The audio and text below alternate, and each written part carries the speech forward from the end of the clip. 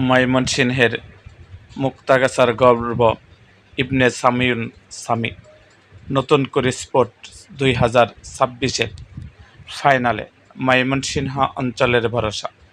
মুক্তাগাছা আরকে সরকারি উচ্চ বিদ্যালয়ের ছাত্র এবং পিঞ্চ ফুটবল একাডেমি মুক্তাগাছার খেলোয়াড় মোহাম্মদ ইবনে সামিউন সামি নতুন কুড়ির স্পোর্ট 2026-এর ময়মনসিংহ অঞ্চলের প্রতিনিধিত্ব করে ফাইনাল ম্যাচে খেলার গৌরব অর্জন করেছেন।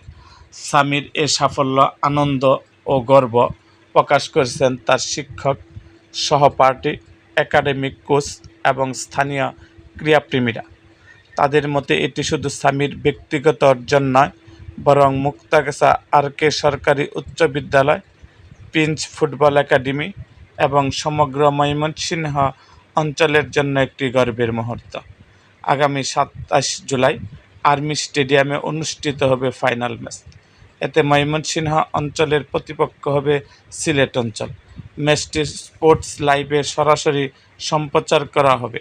আয়োজকদের তথ্য অনুযায়ী ফাইনাল অনুষ্ঠানে প্রধান অতিথি হিসেবে উপস্থিত থাকার কথা রয়েছে মাননীয় প্রধানমন্ত্রী তারেক রহমানের।